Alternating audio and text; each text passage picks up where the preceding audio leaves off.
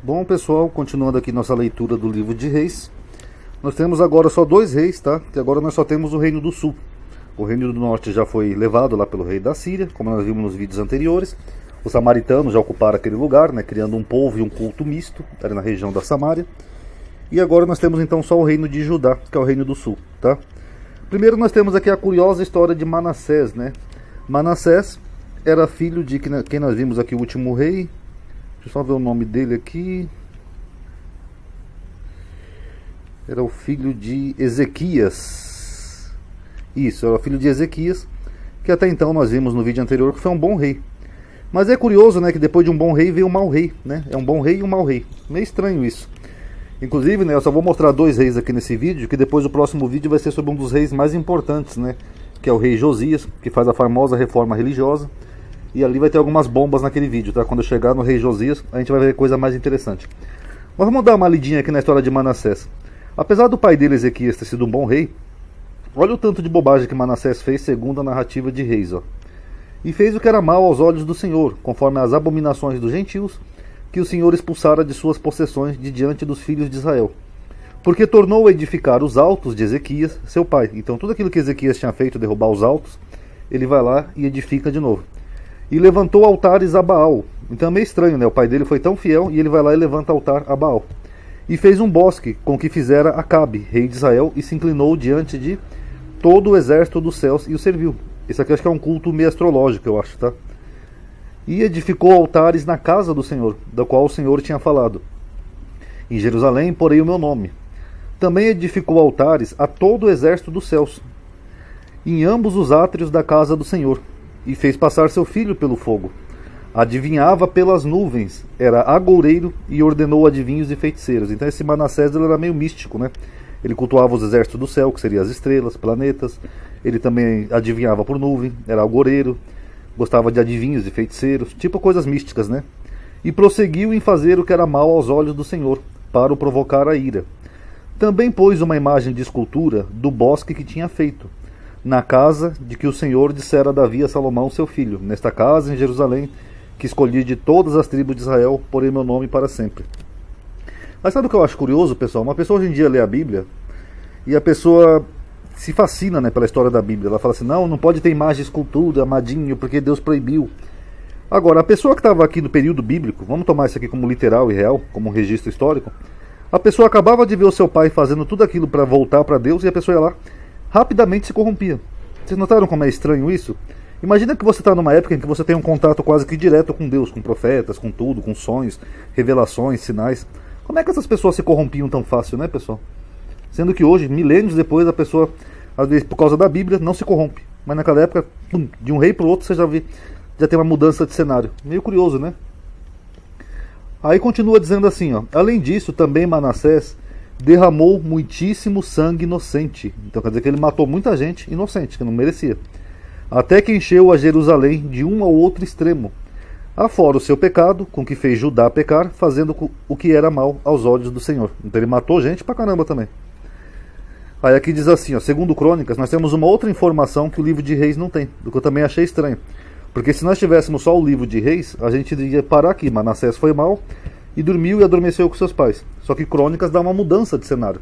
Lembra que eu falei que eles tentam fazer os reis do sul parecerem melhores? Eles fazem um tipo de conversão a Manassés. Vamos ler aqui, ó. E falou o Senhor a Manassés e ao seu povo, porém não deram ouvidos. Então quer dizer que Deus falou com Manassés através dos profetas. Por isso que eu falei, é meio estranho. Hoje em dia a pessoa compra uma Bíblia e acredita nos profetas, né? Sendo que na época as pessoas que estavam lá face a face com os profetas não davam ouvidos. Meio estranho.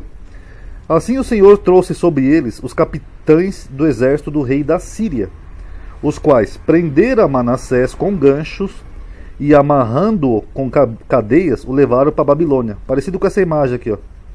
Então, como ele não deu ouvido aos profetas, Deus levantou a Síria contra ele, os capitães da Síria, perdão, e levaram ele com ganchos, amarrado em cadeias para a Babilônia. E ele, angustiado, orou deveras ao Senhor seu Deus, e humilhou-se muito perante o Deus de seus pais, e fez-lhe oração. Inclusive tem um apócrifo, né, que é chamado Oração de Manassés, tá, para quem não sabe, mas é apócrifo. E Deus se aplacou para com ele, e ouviu a sua súplica, e tornou a trazê-la a Jerusalém ao seu reino. Então conheceu Manassés que o Senhor era Deus. Peraí, ele não conhecia o pai dele, o Ezequias? Ele não viu as maravilhas que Ezequias fez, que acabou com os ídolos, tal, abriu o templo do Senhor? Quer dizer que ele precisou passar por tudo isso para reconhecer que o Deus do pai dele era Deus? Meio estranho, né, pessoal? Fora que é meio estranho Deus perdoar uma pessoa que fez tudo isso, né? Além de ter derramado muito sangue inocente, né? Muito estranho. Enfim. E tirou da casa do Senhor os deuses estranhos e o ídolo. Isso aqui também me chamou a atenção, pessoal, que esses ídolos aqui da Bíblia, eles é um tira e põe danado, vocês notaram? Um rei vai lá e tira os ídolos, o outro vai lá e coloca os ídolos, o outro vai lá e tira os ídolos, o outro vai lá e coloca os ídolos, e assim sucessivamente numa redundância, sabe? Num loop infinito. Eu fico pensando, o que eles faziam quando eles tiravam os ídolos? Eles guardavam no armazém, num depósito, sei lá?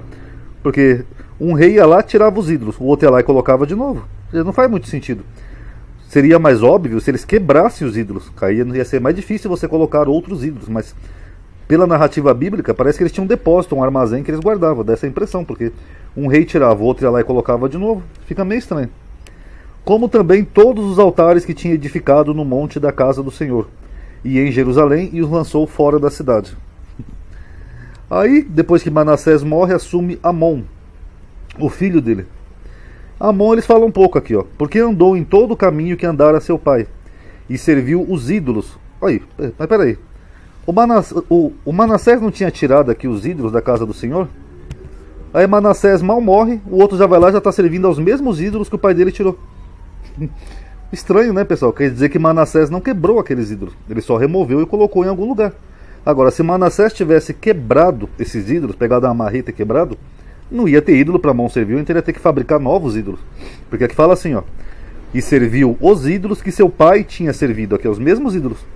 E inclinou-se diante deles. Assim deixou ao Senhor, Deus dos seus pais, e não andou no caminho do Senhor.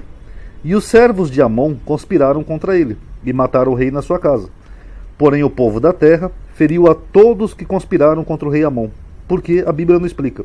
Nem em Reis, nem em Crônicas. Porque se ele era um rei mau que voltou a servir ídolos, por que eles mataram os conspiradores que mataram o rei? E o povo da terra pôs Josias, seu filho, em seu lugar. Aí quando chega em Josias a gente vê o quê? Um bom rei. Aí Josias vai lá e tira de novo esses ídolos. Então só para vocês entenderem. Manassés serviu aos ídolos, aí Manassés tirou os ídolos. Amon coloca os ídolos de novo, depois Josias tira os ídolos. Isso que a gente pode começar lá por Ezequias, né? Que Ezequias tirou os ídolos. Vocês notaram que fica um loop infinito? Então tira, põe, tira, põe, tira, põe. Então meio confuso, né, pessoal? Enfim. Agora a gente vai ver depois a história do rei Josias, que é um dos reis mais importantes, né? Por causa da reforma religiosa, tá bom? Quem gostou do vídeo, dá um like aí, já conhece, né? Ativa o sininho, aumenta a atividade do canal. Obrigado aí por ter assistido. Paz a todos.